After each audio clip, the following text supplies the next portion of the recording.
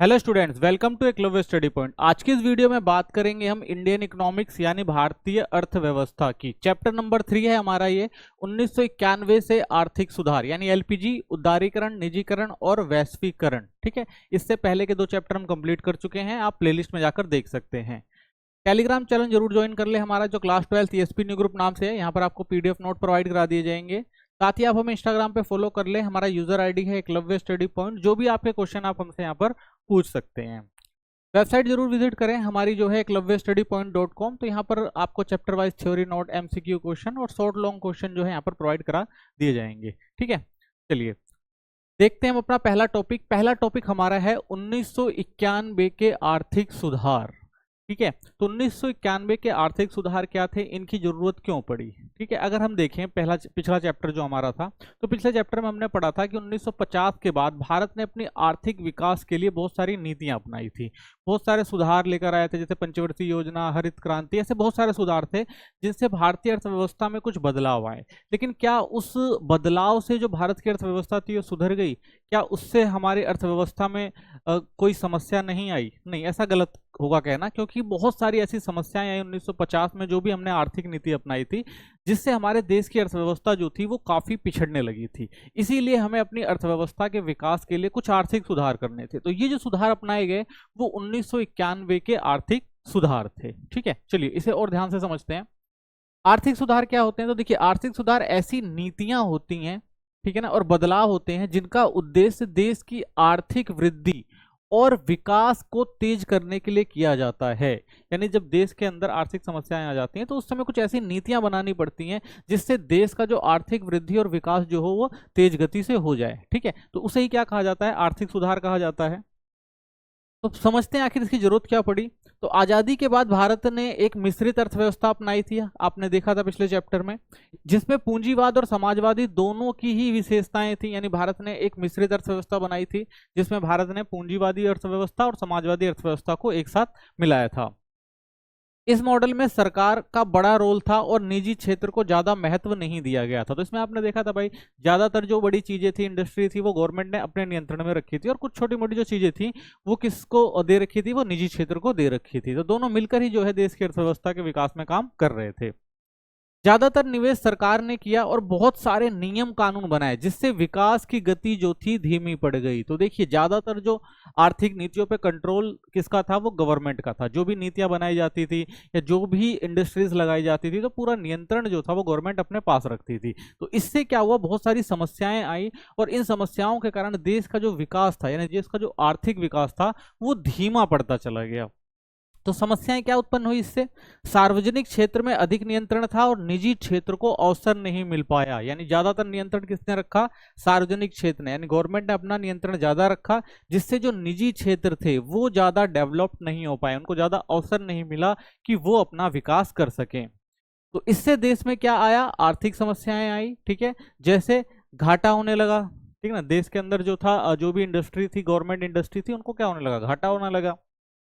कम विदेशी मुद्रा। ठीक है, तो हमारे पास जो था, जो विश्व बाजार था, वहां पर हमारी जो सामान थे उनकी डिमांड कम थी, और हमें बहुत सारे सामान जो थे वो बाहर से भी लाने पड़ रहे थे। तो इसकी वजह से क्या हुआ? हमारे पास विदेशी मुद्रा की जो थी वो कमी देखने को मिली, और धीमी आर्थिक वृद्धि होने लगी, जिससे जो भारत का आर्थिक विकास था वो काफी धीमा पड़ गया। ठीक है, तो ये कुछ समस्याएं थी उस टाइम जब हमें 1991 में आर्थिक सुधार करने पड़े थे। ठीक है, तो 1991 के जो आर्थिक सुधार करे गए थे, उस टाइम हमारे जो पीएम थे वो पीवी नरसिम्हा राव थे, और जो हमारे फाइनेंशियल मिनिस्टर यानी जो वित्त मंत्री थे वो कौन थे? डॉक्टर मनमोहन सिंह। ठीक है, तो इन दोनों को श्रेय जाता है हमारे 1991 के आर्थिक सुधार का। तो भारत में आर्थिक सुधारों के कारण, तो क्या कारण थे जिनसे भारत में आर्थिक सुधार करने पड़े, इनको समझेंगे। तो आर्थिक ठहराव, तो सबसे बड़ी समस्या क्या थी देश के अंदर? आर्थिक ठहराव की थी, यानी स्लो ग्रोथ था। यानी हमारी जो ग्रोथ थी वो क्या थी? काफी स्लो चल रही थी। 1990 के दशक से पहले भारत की अर्थव्यवस्था बहुत धीमी गति से बढ़ रही थी।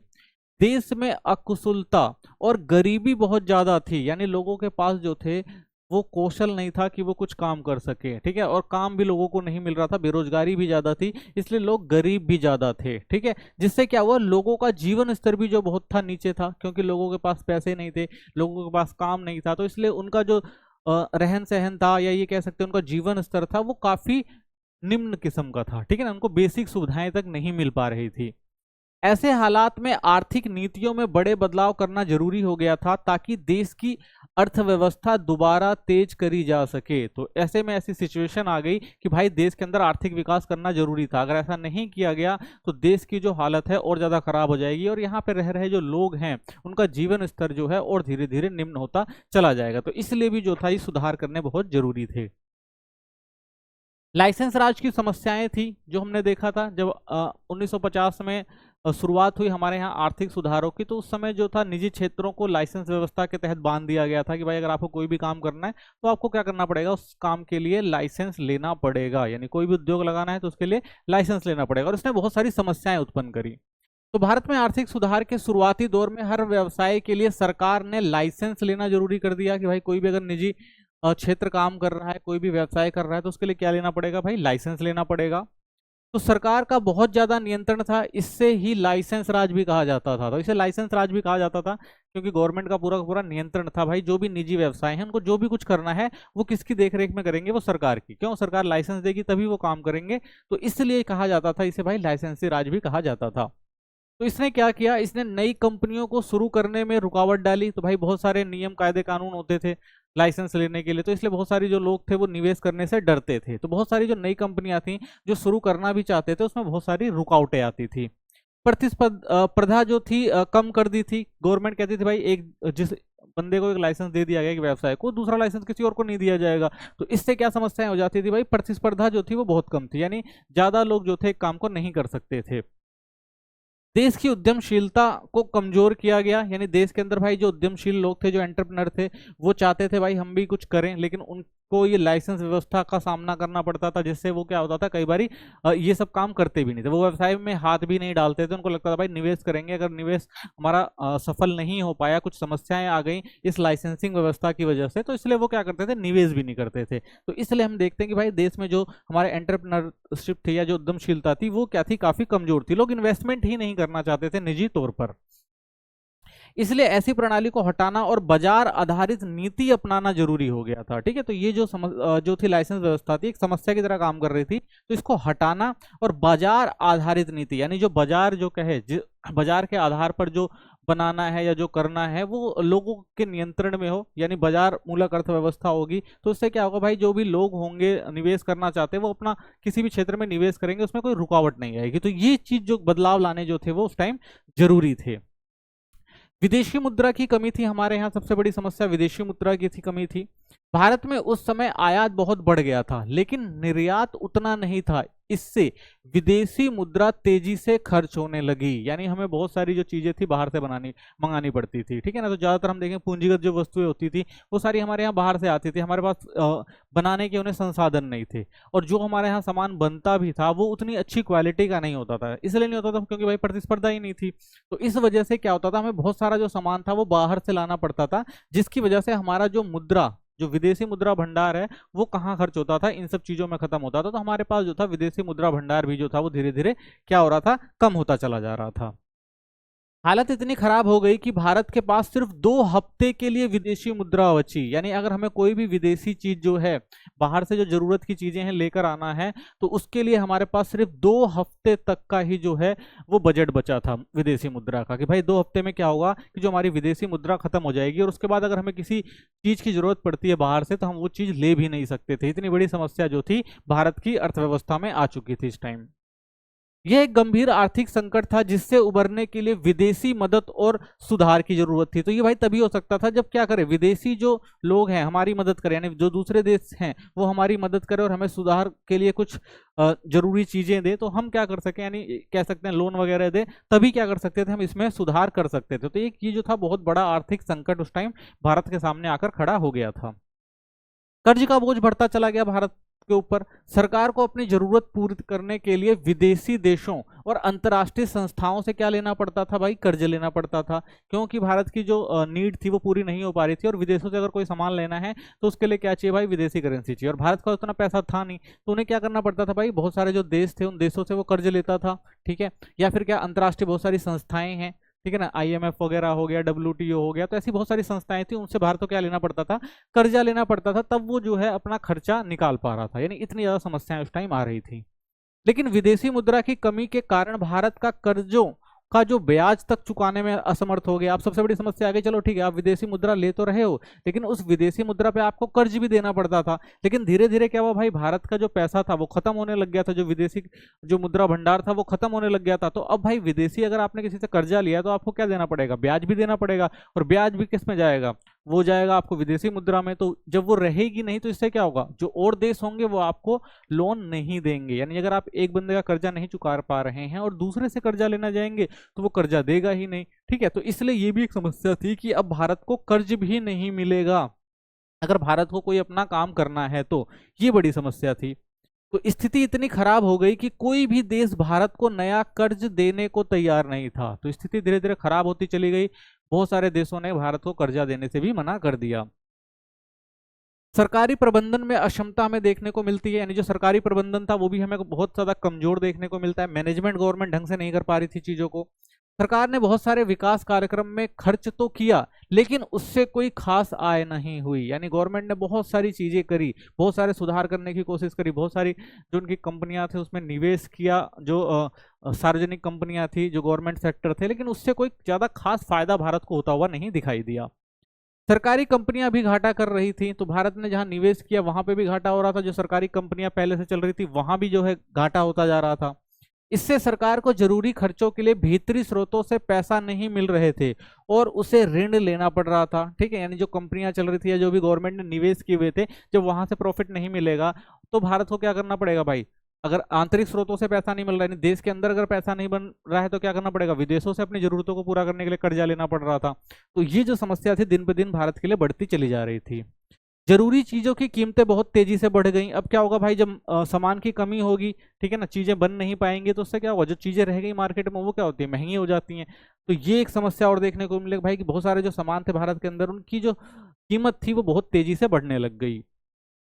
तो भारत के आर्थिक नीति सुधार 1991। तो अब समझेंगे ये सारी जो समस्याएं झेल रहा था उस टाइम भारत, तो इन सारी समस्याओं से निपटने के लिए एक लास्ट भारत के सामने एक ही रास्ता था, वो था भाई किसी तरह आर्थिक नीति सुधार किए जाए, जिससे भारत की जो अर्थव्यवस्था है उसको दोबारा से पटरी पर लेकर आया जाए। ठीक है, तो इसकी जो शुरुआत करी जाती है वो डॉक्टर मनमोहन सिंह, जो उस टाइम हमारे वित्त मंत्री थे, उन्होंने इंडियन इकोनॉमी की जो समस्याएं चली आ रही थी उनको सुधारने का काम किया। ठीक है, तो उस टाइम जो हमारे प्रधानमंत्री थे वो PV नरसिम्हा राव थे। तो इन्होंने जो है, इन दोनों ने मिलकर जो भारतीय अर्थव्यवस्था में जो है 1991 के आर्थिक सुधार किए। ठीक है, तो इनमें मेन जो थे वो तीन चीजें थी, वो लिबरलाइजेशन, प्राइवेटाइजेशन और ग्लोबलाइजेशन। ठीक है ना, उदारीकरण, निजीकरण और वैश्वीकरण। तो इस चीज की जो शुरुआत कराई गई 1991 में करी गई। तो 1990 के दशक की शुरुआत में भारत में भारी आर्थिक संकट आ गया। जैसा हमने देखा इतनी सारी समस्याएं थी और इन सारी समस्याओं के चलते भारत को एक बहुत ही जबरदस्त आर्थिक संकट का सामना करना पड़ रहा था। तो सरकार के पास विदेशी मुद्रा बहुत कम बची थी, सिर्फ 2 हफ्ते के आयात के लिए। यानी अगर भारत को कुछ जरूरी चीजें बाहर से मंगानी है तो वो 2 हफ्ते से ज्यादा उन चीजों को नहीं मंगा सकता था, और उसके बाद भारत के अंदर बहुत सारी समस्याएं भी आ सकती थी। तो इस स्थिति से उबरने के लिए भारत सरकार ने विश्व बैंक और अंतरराष्ट्रीय मुद्रा कोष से $7 बिलियन का ऋण लिया। तो भारत ने भाई जो अंतरराष्ट्रीय संस्थाएं हैं UNO की, विश्व बैंक और अंतरराष्ट्रीय मुद्रा कोष, तो इनसे भाई कोशिश करी ऋण लेने की, और बाद में इन्हें $7 बिलियन का जो ऋण दिया गया। ठीक है, लेकिन जो ऋण दिया गया वो ऐसे ही नहीं दिया गया, कुछ शर्तों के साथ दिया गया।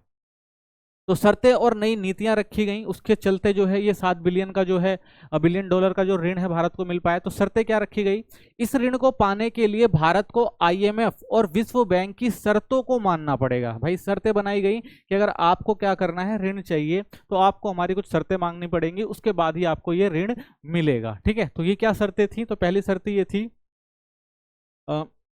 भारत ने अपनी आर्थिक नीति को बदलना है और 1991 में नई आर्थिक नीति की घोषणा की। तो ये रखा गया कि भाई अगर आपको ये लोन चाहिए तो आपको क्या करना पड़ेगा, अपनी आर्थिक नीति में सुधार करना पड़ेगा, तभी क्या है आपको लोन मिलेगा। तो इसलिए भारत ने क्या किया, अपनी जो आर्थिक नीति में सुधार किया 1991 में, तो जिसके चलते ही भारत को ये जो है $7 बिलियन का जो ऋण था वो मिल पाया।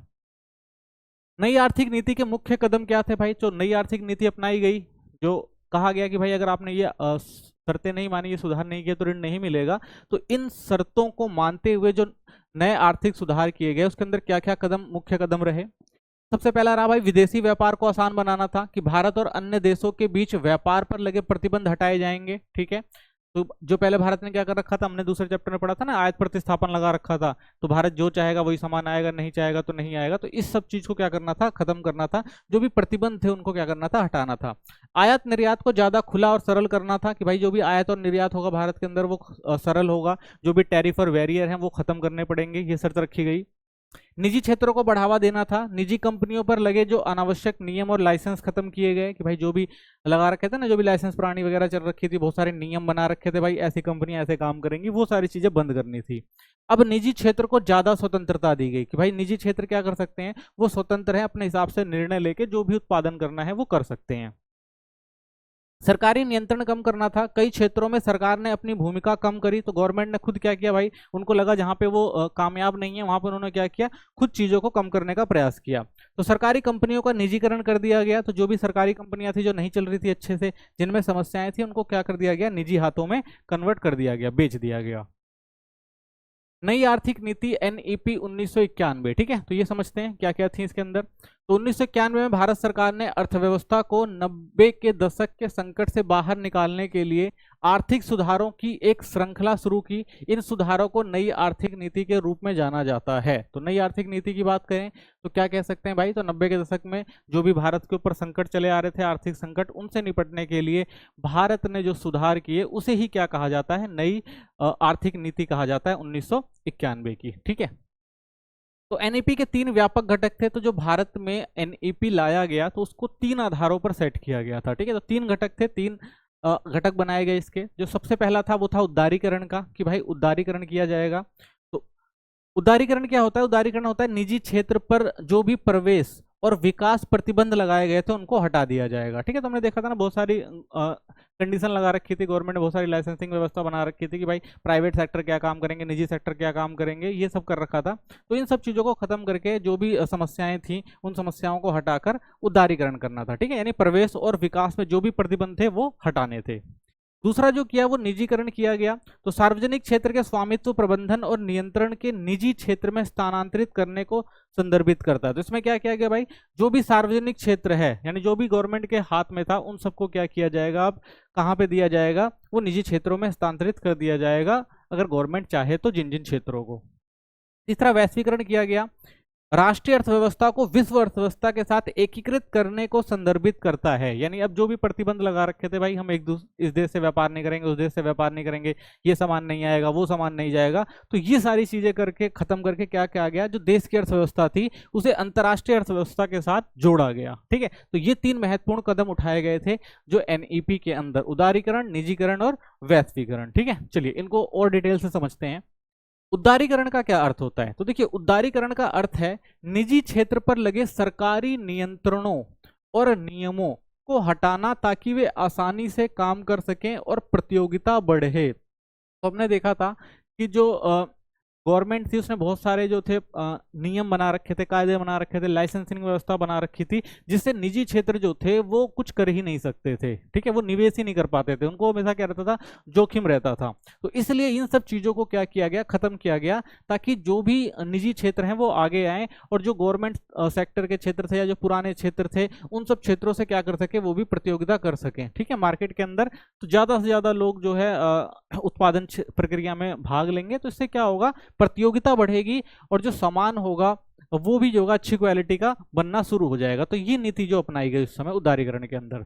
तो मुख्य उद्देश्य क्या था, वही भारतीय अर्थव्यवस्था को खोलना, कि भाई भारत की जो अर्थव्यवस्था उसको खोल दिया जाएगा। पहले जो फॉरेन इन्वेस्टर वगैरह होते थे उनके लिए सब पाबंदियां कर रखी थी, तो इंडियन मार्केट जो पहले बंद थी वो सारी जो भी चीजें थी उनको खत्म करके कहा गया कि भारत के अंदर कोई भी निवेश कर सकता था। ठीक है ना, तो सबसे पहले क्या किया गया, भारत की अर्थव्यवस्था को खोला गया, उसमें प्रतिस्पर्धा बढ़ना। ठीक है, तो जब खोल दिया जाएगी जब अर्थव्यवस्था को, तो उससे क्या होगा, जो बाहर के इन्वेस्टर होंगे देश के अंदर इन्वेस्टमेंट करेंगे, तो उससे क्या होगा, यहाँ पर जो उत्पादन की प्रक्रिया है वो बढ़ेगी, सामान जो भी नहीं यहाँ पर बनता था वो सामान बनने लग जाएगा, और यहाँ पर जो सामान बनता था उसके साथ कंपटीशन में आएगा, तो उनकी गुणवत्ता में भी क्या होगा, सुधार होगा। ये चीज जो है वो तय करी गई थी, किसके लिए, उदारीकरण के लिए। औद्योगिक क्षेत्र में सुधार हुआ इससे, तो नई औद्योगिक नीति 24 जुलाई 1991 को लागू हुई। इसमें निम्नलिखित सुधार किए गए। ठीक है, तो कौन कौन से सुधार थे? लघु उद्योगों से आरक्षण समाप्त कर दिया गया। तो हमने देखा था भाई पहले जो लघु उद्योग थे उनको संरक्षण दिया गया था, आरक्षण दिया गया था, तो वो खत्म किया गया।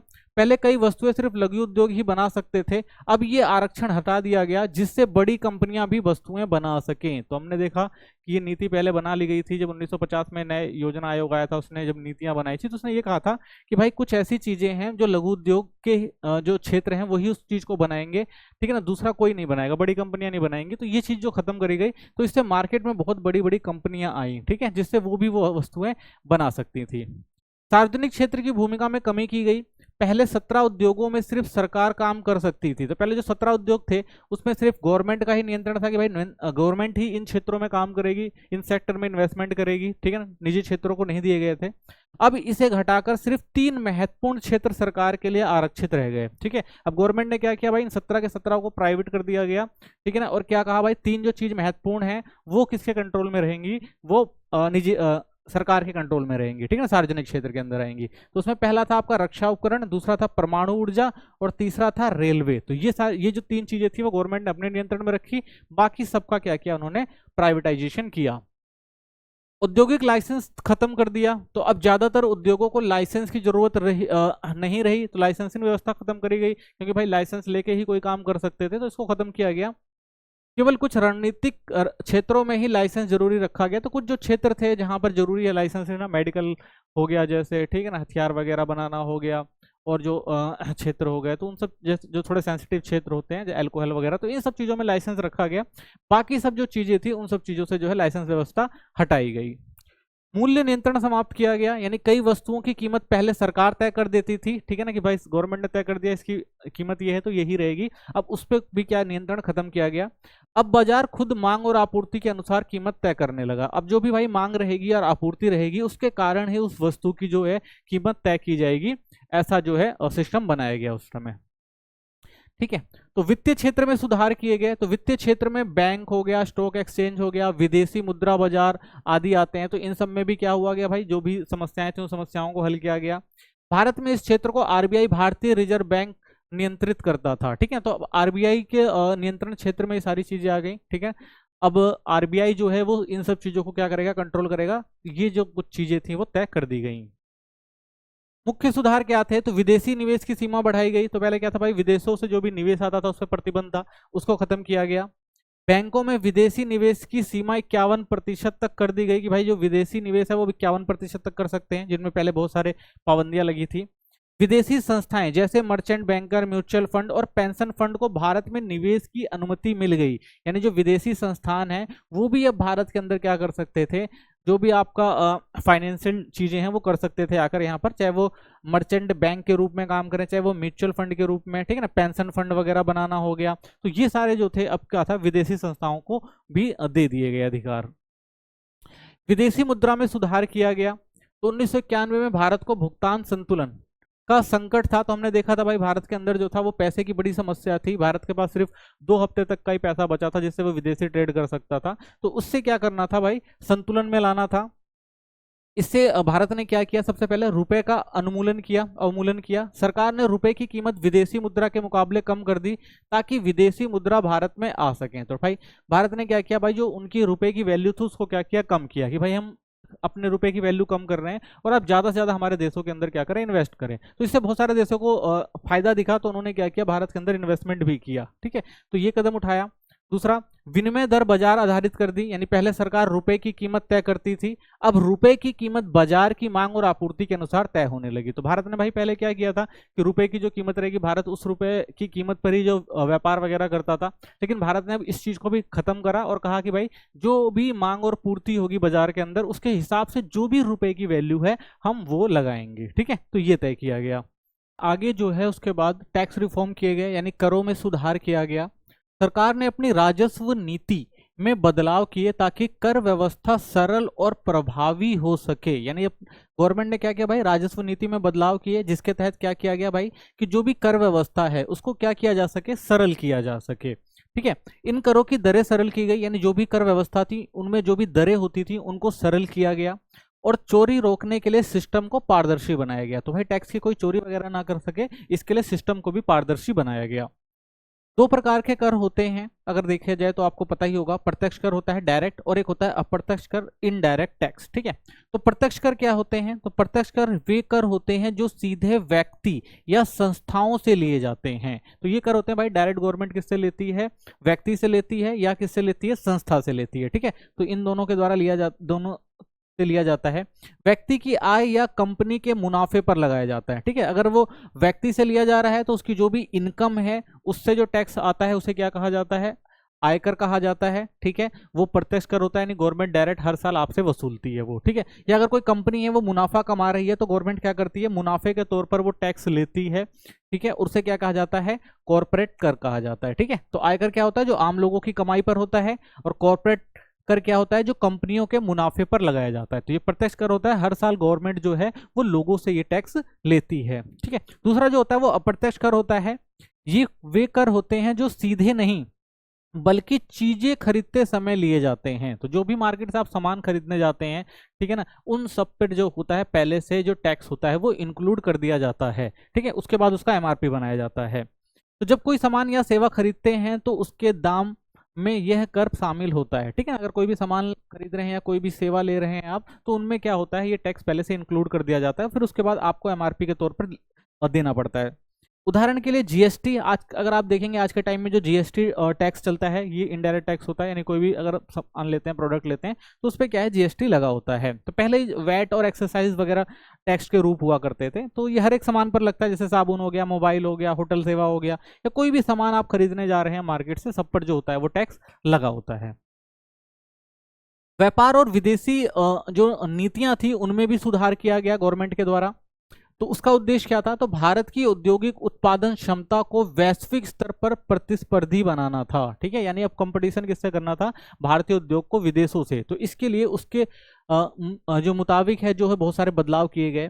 देश में विदेशी निवेश और आधुनिक तकनीक को बढ़ावा देना था। ठीक है, तो क्या करना था भाई? विदेशी निवेश बढ़ जाए इससे, और जो भारत के अंदर जो आधुनिक तकनीक आ जाए, जिससे भारत में भी जो है आर्थिक प्रगति हो सके औद्योगिक क्षेत्र में। तो इसलिए ऐसे निर्णय लिए गए थे। आयात निर्यात पर प्रतिबंधों में छूट दी गई इस टाइम। ठीक है, तो ये बदलाव किया गया। जो भी आयात और निर्यात होता था उस पर जो प्रतिबंध लगाए गए थे, टैरिफ और कोटा लगाया गया था, उसको खत्म किया गया। पहले कई वस्तुओं के आयात और निर्यात पर सीमाएं लगी होती थी।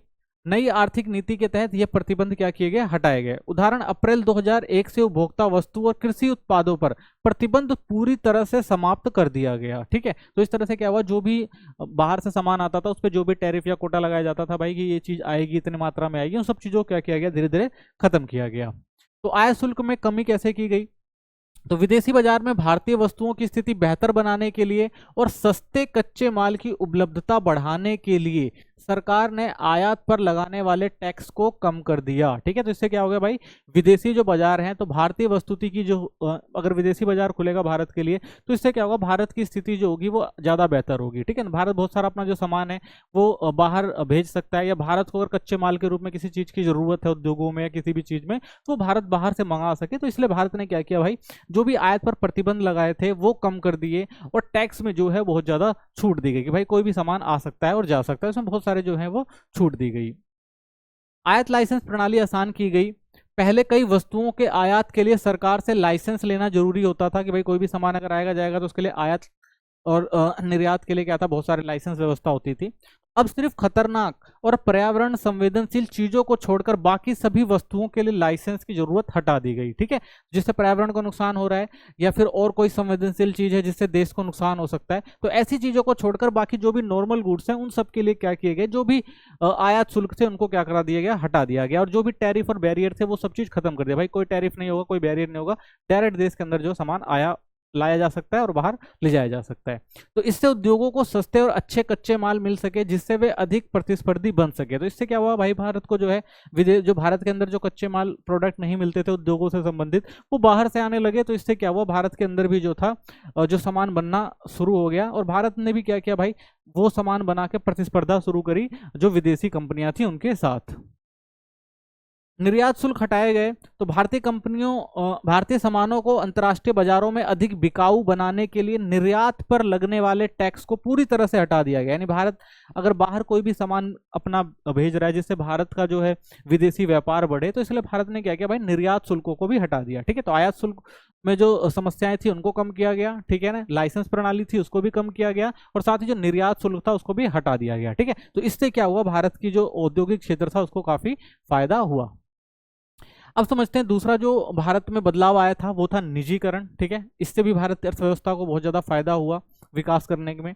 तो निजीकरण का अर्थ क्या है, तो सरकारी कंपनियों की मालिकाना हक, प्रबंधन और नियंत्रण ये किसको दिया जाएगा भाई, निजी कंपनियों या कोई व्यक्ति है अगर लेना चाहता है तो उसको सौंप दिया जाएगा। ठीक है, तो निजीकरण का मतलब सीधा सा क्या था कि जो भी सरकारी उपकरण है, संस्थाएं हैं कह सकते हैं एक तरह से, या फिर जो भी कंपनियां हैं उनको क्या किया गया, प्राइवेट हाथों में या दूसरी जो निजी कंपनियां हैं उनके हाथों में क्या हुआ, बेच दिया गया। ठीक है, ट्रांसफर कर दिया गया। उद्देश्य क्या था, उद्देश्य ये था भाई कि सार्वजनिक क्षेत्र की कंपनियों को अधिक कुशल, लाभकारी और प्रतिस्पर्धी बनाना था। इससे क्या होगा भाई, जो सार्वजनिक क्षेत्र की कंपनियां हैं वो भी क्या होंगे, अच्छा कंपटीशन दे पाएंगे प्राइवेट क्षेत्र की क्षेत्र को। तो इसलिए क्या किया गया, इनको भी क्या किया गया, इनका भी जो प्राइवेटाइजेशन किया गया। निजीकरण के दो मुख्य तरीके थे। तो निजीकरण भाई दो तरह से हो सकता था उस टाइम, सीधा निजीकरण करना यानी सरकार पूरी कंपनी को निजी क्षेत्र को बेच दे। ठीक है, तो दो नियम थे भाई उस टाइम गवर्नमेंट के पास, दो ऑप्शन थे, या तो क्या करे वो पूरी की पूरी कंपनी बेच दे, यानी जो भी एक गवर्नमेंट कंपनी है उसे क्या करे वो पूरा पूरा निजी हाथों में बेच दे। इसमें कंपनी का स्वामित्व और संचालन दोनों निजी हाथों में चला जाएगा। ठीक है, अगर कोई भी कंपनी बेच दी गई तो वो पूरा का पूरा निजी हाथों में चला जाएगा। पहला तो ये था सीधा निजीकरण कर दिया जाए। दूसरा था, जैसे अगर आज की बात करते हैं तो एयर इंडिया को टाटा ग्रुप को बेचना, तो ये क्या होता है, डायरेक्ट होता है। अगर आज आप देखेंगे तो एयर इंडिया जो थी वो इंडिया की थी। ठीक है ना, पहले तो टाटा की हुआ करती थी लेकिन बाद में वो इंडियन गवर्नमेंट के कंट्रोल में आ गई थी जब इंडियन गवर्नमेंट ने ले लिया था इसे। लेकिन उसके बाद फिर अब देखते हैं तो दोबारा से एयर इंडिया को किसको दे दिया गया है, टाटा ग्रुप को बेच दिया गया है। ठीक है, तो इसे क्या कहा जाता है, सीधा निजीकरण, यानी डायरेक्ट पूरा का पूरा इन्वेस्ट, पूरा का पूरा जो भी गवर्नमेंट चीज है उसका पूरा स्वामित्व किसको दे दिया गया, एक निजी कंपनी को दे दिया गया। दूसरा आता है आपका विनिवेश कहा जाता है इसे, डिसइन्वेस्टमेंट, यानी सरकार अपने हिस्से को जनता या निजी निवेशकों को बाजार में बेचती है, इससे सरकार का हिस्सा घटता है और निजी निवेश बढ़ता है। तो दूसरा क्या होता है, विनिवेश, यानी गवर्नमेंट क्या करेगी, हिस्सेदारी देगी। कोई भी अगर गवर्नमेंट कंपनी है या कोई भी गवर्नमेंट जो सामान है, अगर उसको गवर्नमेंट क्या करती है, पूरा का पूरा ना बेचकर उसमें हिस्सेदारी देती है कि भाई अगर आपको क्या करना है, ये गवर्नमेंट की जो भी अथॉरिटी है या जो भी गवर्नमेंट की संस्था है या जो भी गवर्नमेंट की कंपनियां हैं, इसको गवर्नमेंट क्या कर रही है कि निजी लोगों को भी इसमें हिस्सेदारी दे रही है। अगर आप क्या करें इसमें इन्वेस्टमेंट कर दें तो आपकी भी इसमें हिस्सेदारी हो जाएगी। ठीक है, आपका प्रॉफिट लॉस जो होगा आपका भी इससे होगा कंपनी के गवर्नमेंट के साथ साथ। तो ठीक है, इसमें क्या कर सकते हैं, आप अपने जो शेयर है वो खरीद सकते हैं और गवर्नमेंट के साथ हिस्सेदार बन सकते हैं। ठीक है, तो गवर्नमेंट ने के पास ये दूसरा तरीका था विनिवेश करना। ठीक है, तो इस दो तरह से निजीकरण उस टाइम हो सकता था।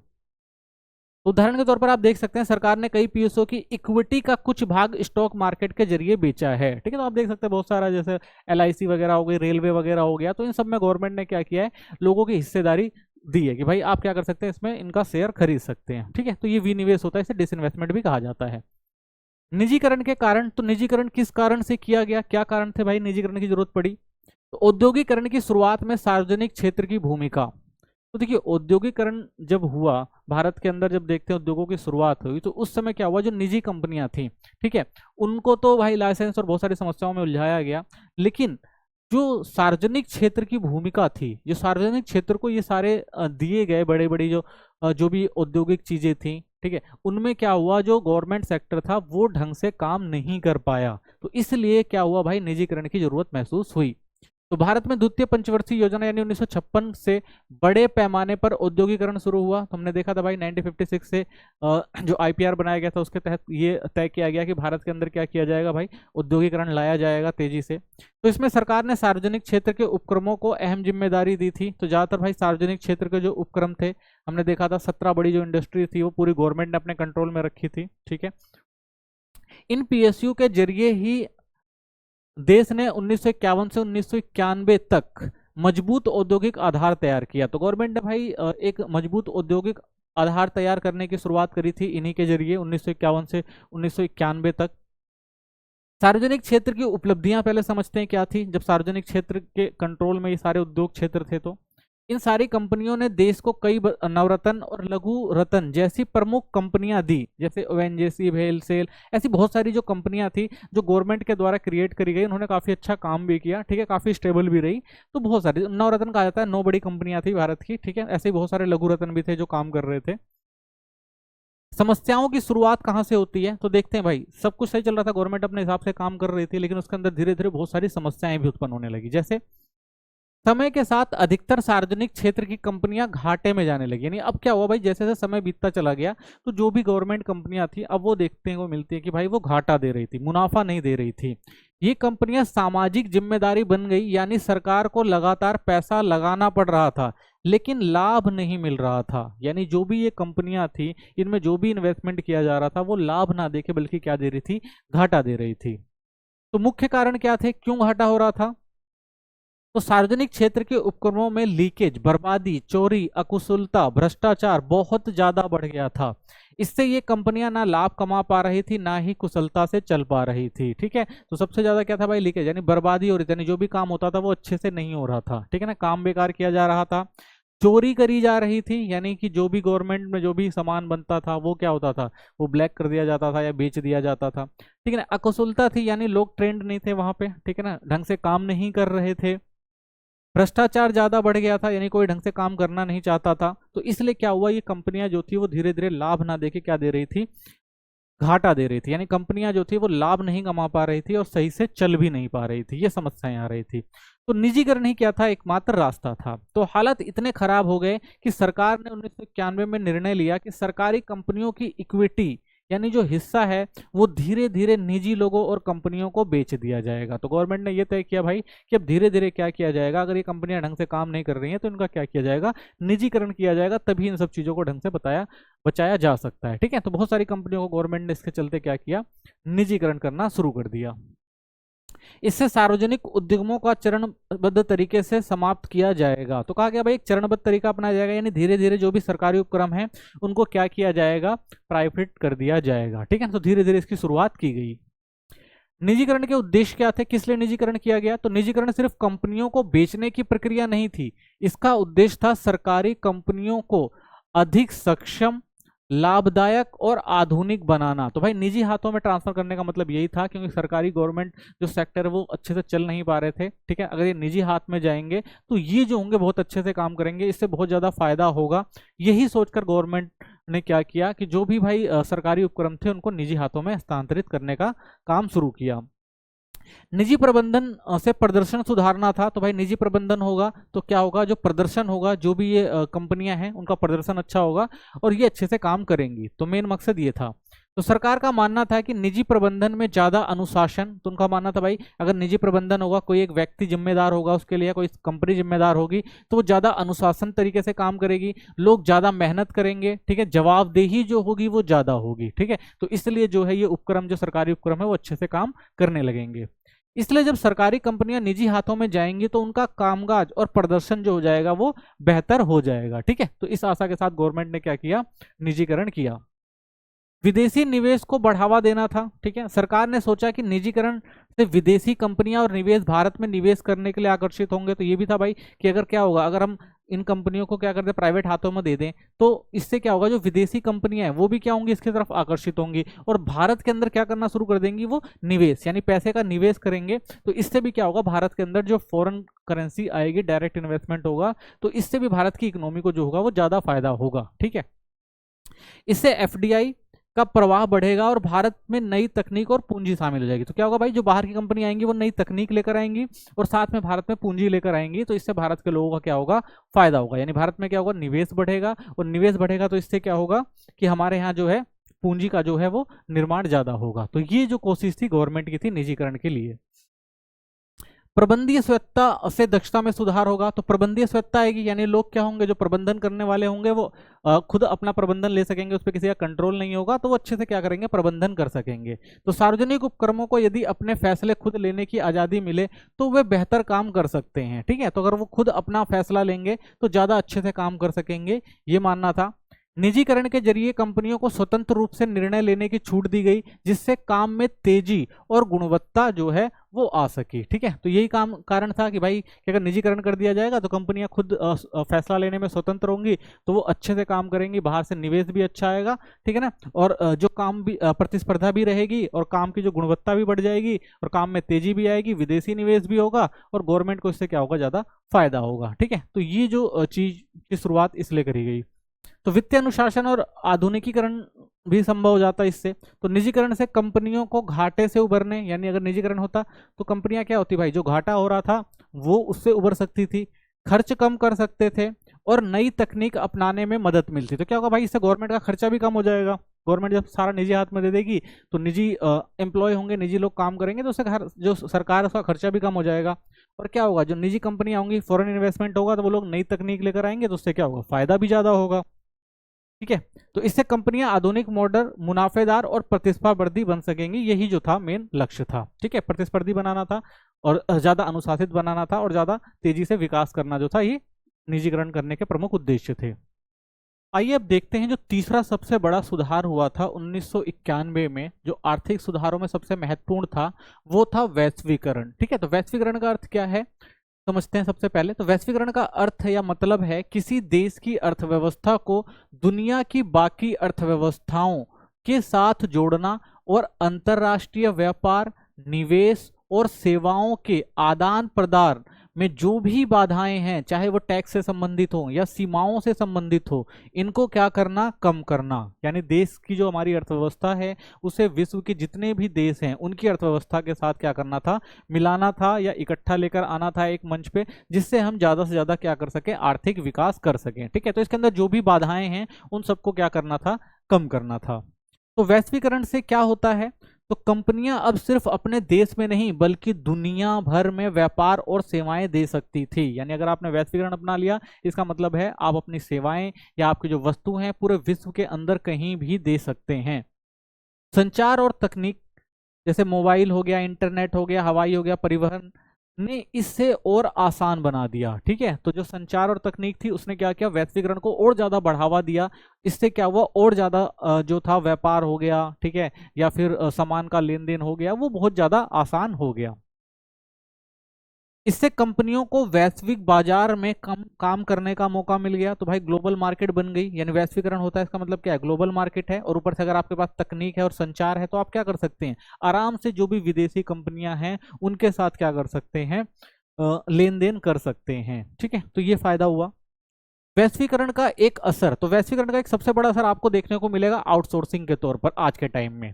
ठीक है, तो इसे हम क्या कहते हैं, इसे हम ब्राह्य प्रपाण, ब्राह्य स्रोतन या आउटसोर्सिंग कहते हैं। ठीक है, तो अलग अलग नामों से इसको पुकारा जाता है।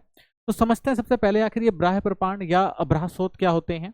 तो इसका अर्थ है जब कोई विदेशी कंपनी भारत जैसी जगह से सेवाएं खरीदती है, यानी कि कोई भी एक बाहर की कंपनी है उसे काम करवाना है तो वो इंडिया की एक कंपनी से क्या करेगी, काम करवाएगी। तो इसे क्या कहा जाता है, आउटसोर्सिंग कहा जाता है, या ब्राह्य स्रोतन या ब्राह्य प्रायण कहा जाता है। यानी एक विदेशी कंपनी, मान लीजिए एक अमेरिका की कंपनी है, वो भारत की कंपनी से वहां के लिए काम करवा रही है।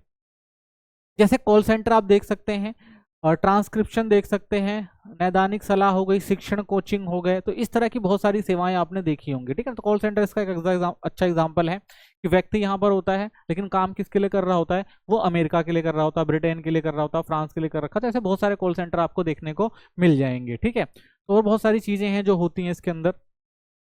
भारत आउटसोर्सिंग का केंद्र बना है। अधिकांश बहुराष्ट्रीय निगम और यहां तक कि छोटी कंपनियां भी अपनी सेवाएं भारत को आउटसोर्स करा रही हैं। तो आप देखेंगे भाई भारत जो है वो आउटसोर्सिंग का जो है एक बहुत बड़ा केंद्र है। तो बहुत सारी बड़ी कंपनियां, छोटी कंपनियां जो विदेशी हैं वो अपना काम भारत की कंपनियों से करवाती हैं। यानी यहाँ बैठे बैठे विदेशों की कंपनियों का जो काम है भारतीय करते हैं। तो आउटसोर्सिंग के महत्वपूर्ण कारण क्या है, क्यों आउटसोर्सिंग होती है भारत के अंदर सबसे ज्यादा। तो इसका सबसे पहला कारण है भाई सस्ता और कुशल श्रम है भारत के अंदर। भारत में पढ़े लिखे और कुशल लोग कम वेतन पर काम करते हैं। इससे विदेशी कंपनियों को कम लागत में अच्छा काम मिल जाता है। ठीक है, तो इसका सबसे पहला कारण है कि भारत के अंदर क्या मिल जाता है, उनको सस्ता और कुशल श्रम मिल जाता है। यहाँ पर पढ़े लिखे अच्छे खासी तादाद में लोग हैं, जनसंख्या ज्यादा है, लोगों के पास काम की कमी है, तो इसलिए क्या होता है यहाँ पर आप देखेंगे लोग कम वेतन में भी काम कर लेते हैं। तो इससे क्या होता है, विदेशी कंपनियों को फायदा होता है भाई, वो कम वेतन में अच्छा काम पा जाते हैं। तो इसलिए वो भारत का रुख कर रहे हैं। आईटी सेक्टर की तरक्की, भारत का आईटी जो सेक्टर है, क्षेत्र जो है वो बहुत बड़ा बढ़ा है, बहुत तेजी से बढ़ा है, तो इससे भारत दुनिया का पसंदीदा आउटसोर्सिंग गंतव्य बन गया है। तो आईटी सेक्टर में भारत में बहुत अच्छा काम किया है, तो इसलिए जो विदेशी लोग होते हैं, भारत के लोगों को अच्छी आईटी की जानकारी है, तो इसलिए भारत से ये लोग कांटेक्ट करते हैं और भारत से काम करवाते हैं। ठीक है, तो ये दो महत्वपूर्ण कारण है कि भारत के अंदर जो आउटसोर्सिंग है वो ज्यादा है। ठीक है, और दूसरा जो है, विश्व व्यापार संगठन के आने से भी ये काम बहुत ज्यादा आसान हुआ है, वैश्वीकरण। यानी डब्ल्यूटीओ यानी विश्व व्यापार संगठन की स्थापना 1995 में हुई थी। यह एक अंतर्राष्ट्रीय संस्था है जो दुनिया के देशों के बीच, ठीक है, ये याद रखना है, डब्ल्यूटीओ का काम क्या है, ये दुनिया के देशों के बीच व्यापार को आसान, न्यायपूर्ण और सुव्यवस्थित बनाने का काम करती है। यानी अंतर्राष्ट्रीय स्तर पर जो भी लेन देन होता है, एक देश का दूसरे देश के साथ जो भी व्यापार होता है, उसमें कोई समस्या ना आए, आसानी से हो जाए, सुविधापूर्वक हो जाए, तो इन सब चीज़ों का जो भी नियम कायदे कानून है या जो भी चीज़ें हैं, वो सब देखने का काम किसका है, वो डब्ल्यूटीओ का यानी विश्व व्यापार संगठन का है। तो वो सारे नियम और पैमाने जो है वो तय करती है, ताकि किसी के साथ जो है वो भेदभाव ना हो सके। तो ये सारा काम जो किसका है, वो डब्ल्यूटीओ का है, विश्व व्यापार संगठन का है, अंतर्राष्ट्रीय व्यापार को देखना।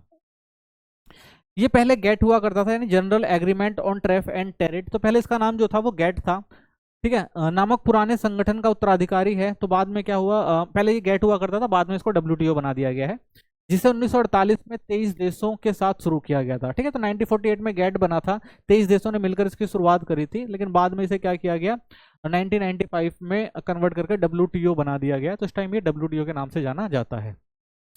डब्ल्यूटीओ के मुख्य उद्देश्य क्या है, तो अंतर्राष्ट्रीय व्यापार को बढ़ावा देना इसका काम है। यानी डब्ल्यूटीओ वस्तुओं और सेवाओं दोनों के व्यापार को आसान बनाता है, कि भाई आसान बना दे ताकि एक देश से दूसरे देश में व्यापार जो है वो आसानी से हो सके। ये टैरिफ कर और गैर टैरिफ जैसे कोटा, नियम, बाधाओं को हटाने में मदद करता है, कि भाई कोई भी देश है एक दूसरे देश पर प्रतिबंध ना लगाए कि भाई इतना सामान लाएंगे, इतना टैक्स लगेंगे, इन सब चीज़ों को जो है नॉर्मल करना या हटाना, या कोई समस्या ना हो, ये सब काम जो है वो डब्ल्यूटीओ करता है।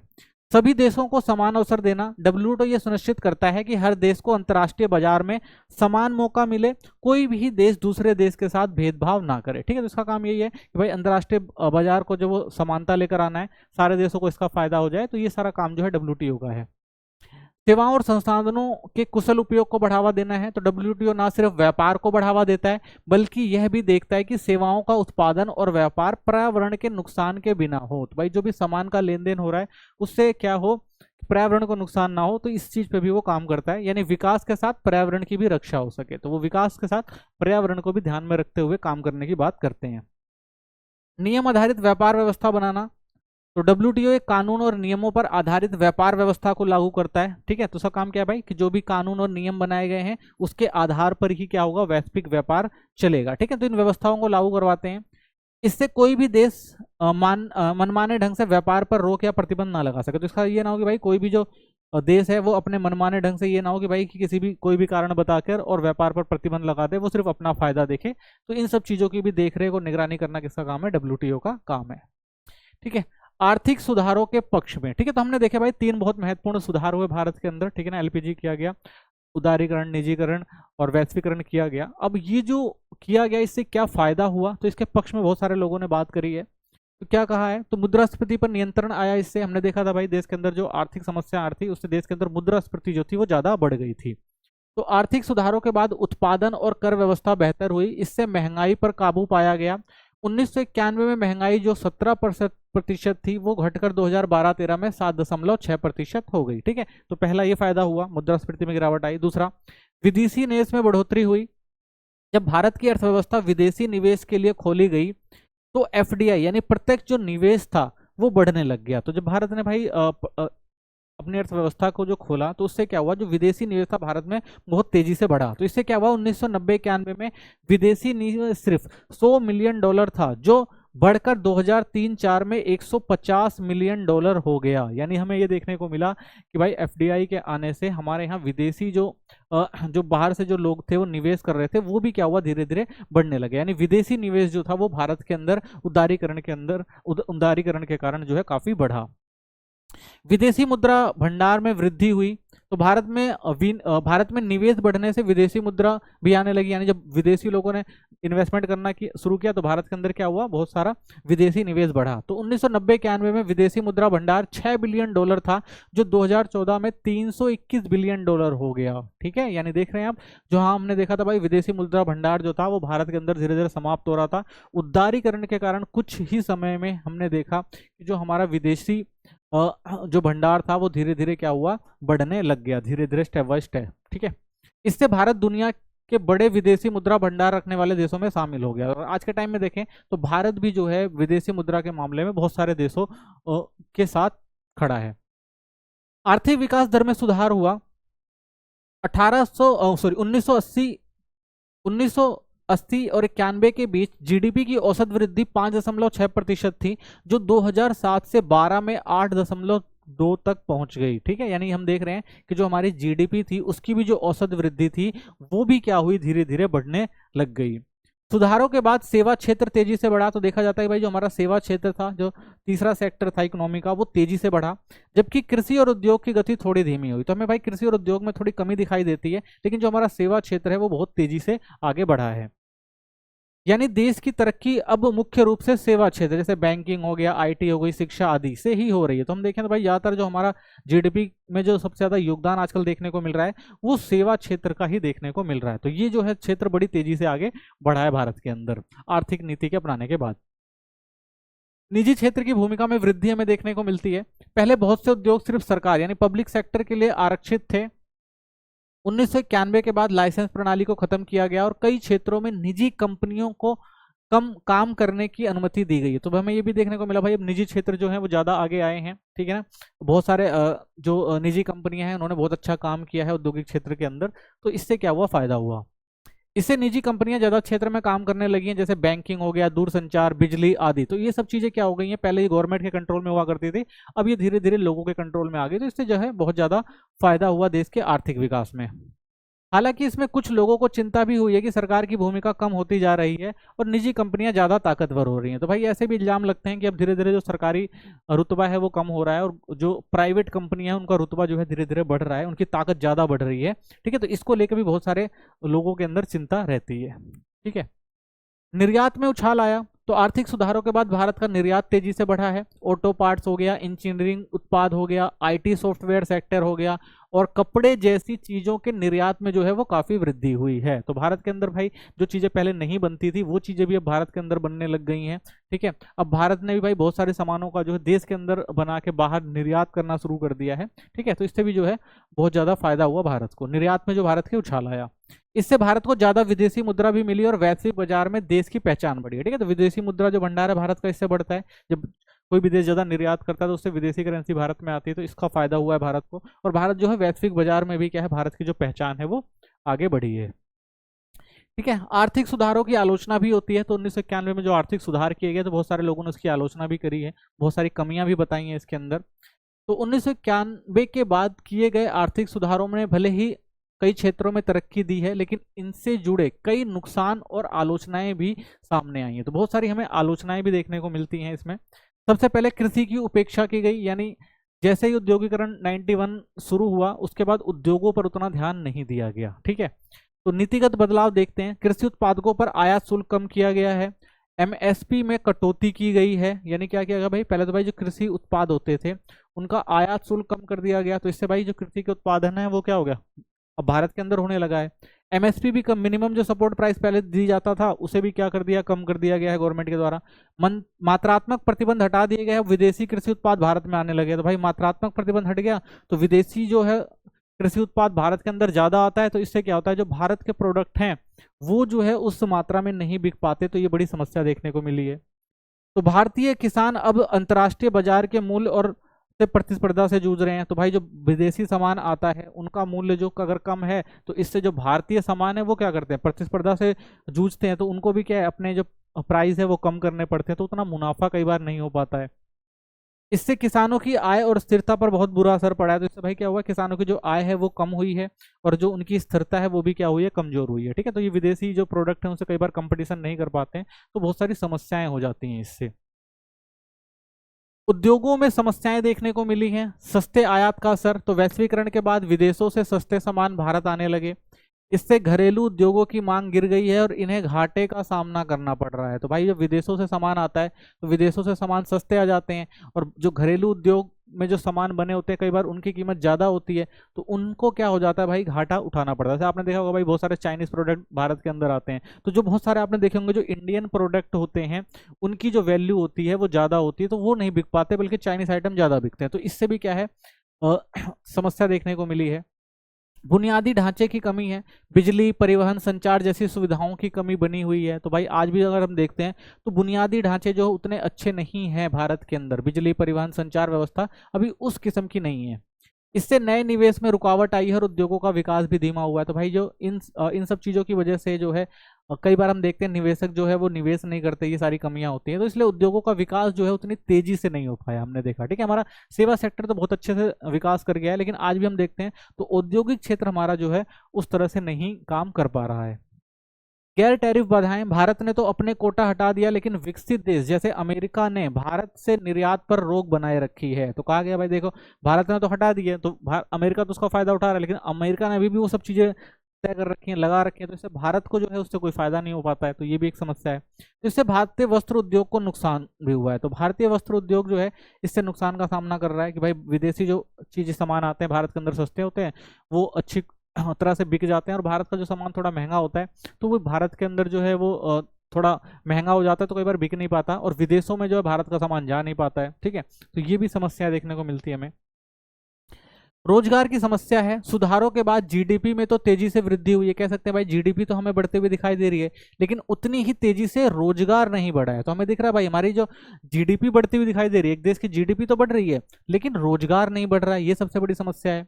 यानी विकास हुआ है लेकिन नौकरियां नहीं बनी है। तो देख रहे हैं भाई भारत का आर्थिक विकास तो हो रहा है, लेकिन आर्थिक विकास किस काम का जब भाई नौकरियां ही नहीं मिल रही हैं। तो जीडीपी बढ़ने से क्या हुआ है, हमें ये देखने को मिला भाई रोजगार उतना नहीं बढ़ा है, नौकरियां नहीं मिली हैं, और इसलिए इसे क्या कहा जाता है, जॉबलेस ग्रोथ। तो भारत के अंदर जॉबलेस जो ग्रोथ है, यानी जीडीपी का बढ़ना तो दिखाई दे रहा है, देश तरक्की कर रहा है, लेकिन जब हकीकत में देखते हैं तो भाई यहाँ पे लोगों के पास रोजगार ही नहीं है। तो ये बड़ी समस्या हमें ये देखने को मिलती है। ठीक है, यानी भारत के अंदर जॉबलेस ग्रोथ आपको देखने को मिलती है। राजकोषीय नीति की विफलता, तो करों में कटौती की गई, सरकार ने कर दरें घटाई हैं ताकि लोग ईमानदारी से टैक्स दे और चोरी कम हो। समस्या यह हुई कि टैरिफ में कटौती से सीमा शुल्क से कम पैसा आने लगा भाई। तो अब क्या हुआ, जो सीमा शुल्क से पैसा आता था उसमें क्या हो गया, भारत में कमी हो गई है। विदेशी निवेश के लिए दिए गए कर प्रोत्साहन से भी सरकार की कमाई घटी है। तो विदेशों से भाई अगर हम क्या कर रहे हैं, व्यापार कर रहे हैं, निवेश कर रहे हैं, तो उससे क्या होता है भाई, उनको प्रोत्साहन देने के चक्कर में जो सरकार की कमाई है वो भी क्या हो रही है, घट रही है। तो ये समस्या हमें देखने को मिलती है।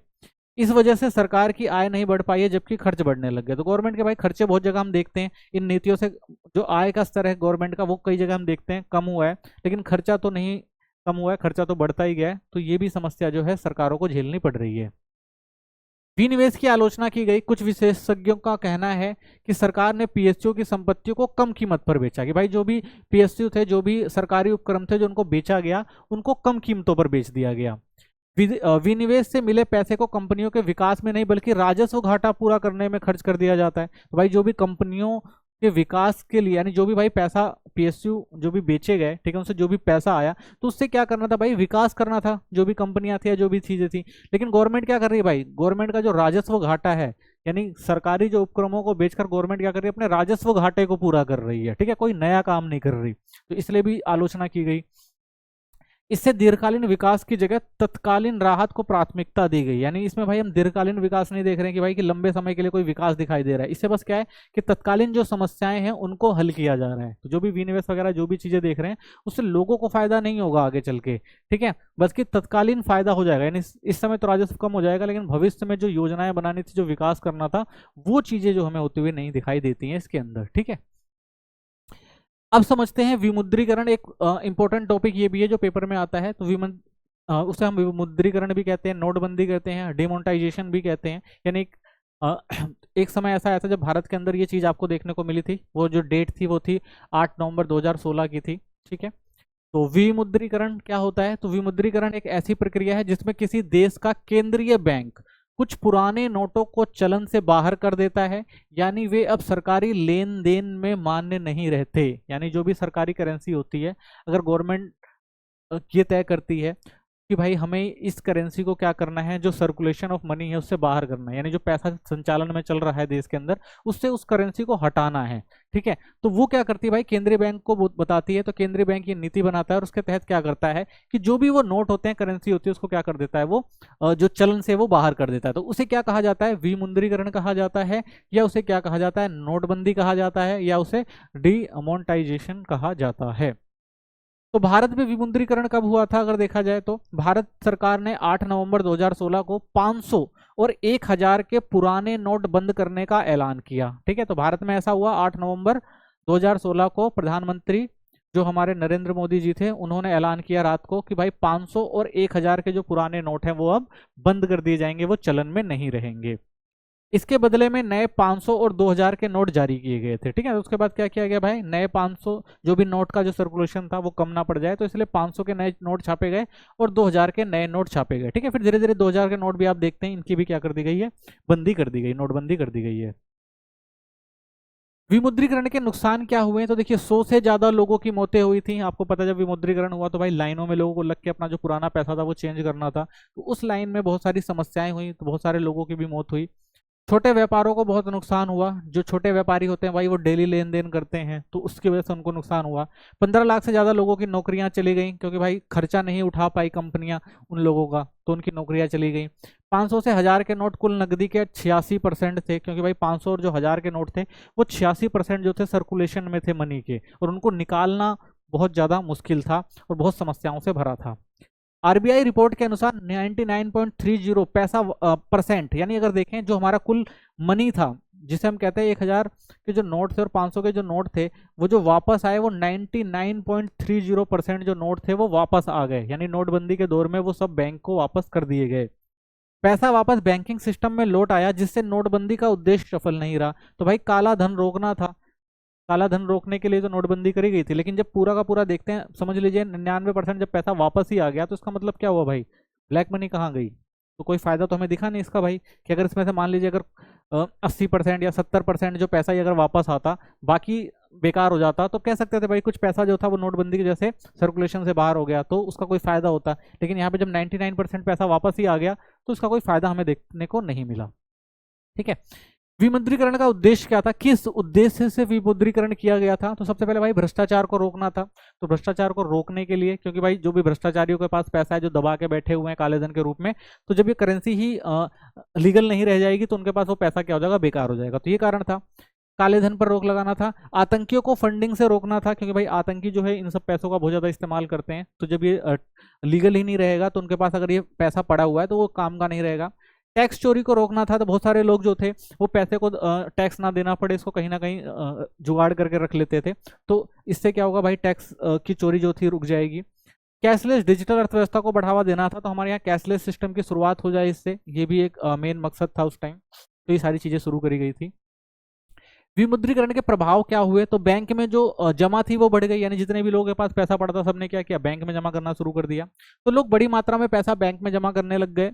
नगद लेन देन घट गया, यानी कैश से खरीदारी में कमी आई। डिजिटलीकरण बढ़ा, यानी ऑनलाइन भुगतान और डिजिटल पेमेंट की जो थी शुरुआत हुई इस टाइम भारत में। प्रॉपर्टी के दाम उस टाइम बहुत ज्यादा घट गए थे, क्योंकि रियल एस्टेट की कीमतों में गिरावट आ गई थी।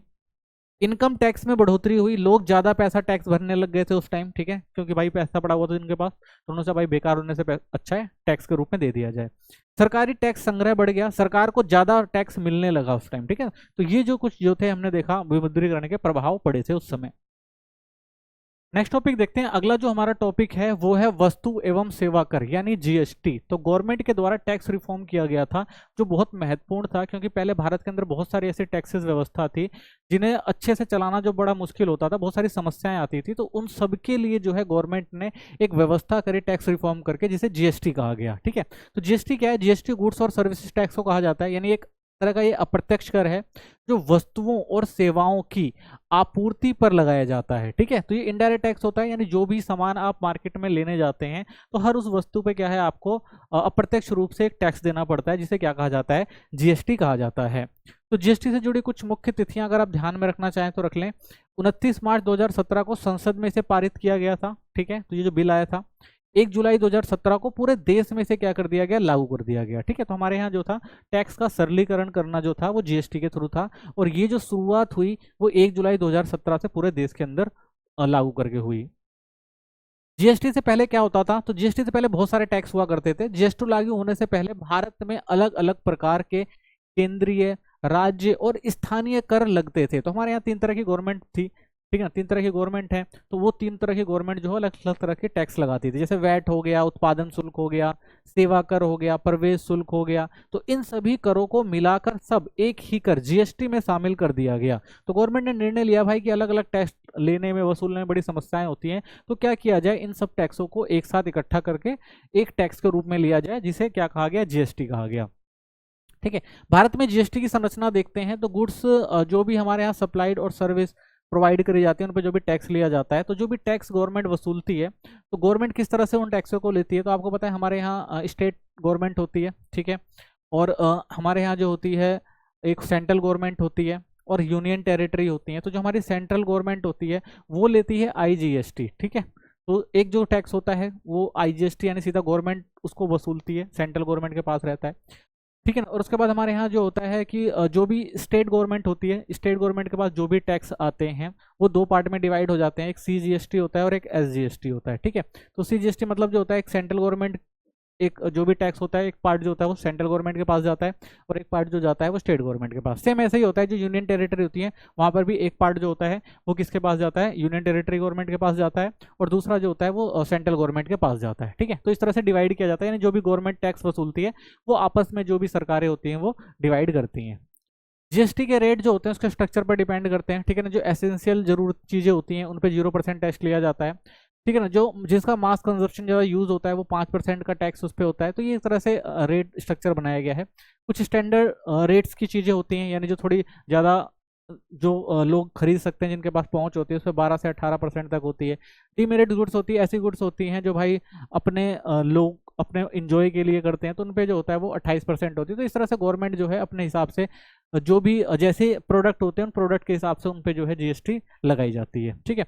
जीएसटी का सिद्धांत क्या है, तो जीएसटी का सिद्धांत है एक राष्ट्र एक कर, यानी पूरे देश में एक समान टैक्स व्यवस्था अपनाना जो था इसका मेन सिद्धांत था जीएसटी लगाने का, ठीक है। तो जीएसटी का सिद्धांत है एक देश एक कर। जीएसटी के लाभ क्या हुए, तो देखिए कर प्रक्रिया में सरलता आई, अब अलग अलग कर नहीं सिर्फ एक ही कर देना होता था। पारदर्शिता थी, टैक्स भुगतान की प्रक्रिया साफ सुथरी और ट्रैक करने योग्य बन गई कि भाई अब आराम से टैक्स लिया जा सकता था। साफ सुथरी व्यवस्था थी, ट्रैक करना बहुत आसान हो गया, पारदर्शिता आसान हो गई, टैक्स लेना और देना दोनों आसान हो गया।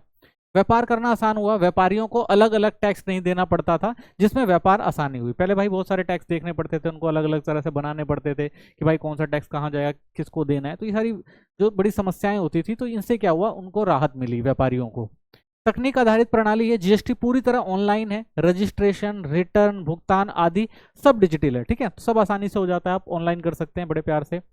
विदेशी निवेश को बढ़ावा मिला है, टैक्स व्यवस्था की स्पष्टता से विदेशी कंपनियां भारत में निवेश करने के लिए आकर्षित हुई हैं, ठीक है। तो टैक्स की वजह से यहाँ पे जो है सरलीकरण है, बहुत आसान टैक्स व्यवस्था है, तो उससे विदेशी कंपनियों को कोई प्रॉब्लम नहीं होती, तो निवेश इन्वेस्टमेंट में भी उनको फायदा होता है, तो इसलिए उन्होंने भी भाई यहाँ पर निवेश करना प्रारंभ किया।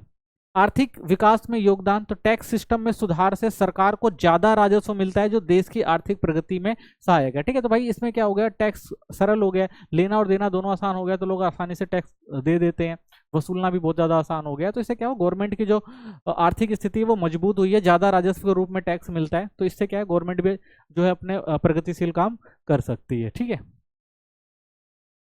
तो थैंक्स फॉर वॉचिंग, मिलते हैं नेक्स्ट वीडियो में। चैनल को सब्सक्राइब करें, वीडियो को लाइक करें, कोई कमेंट है तो जरूर करें।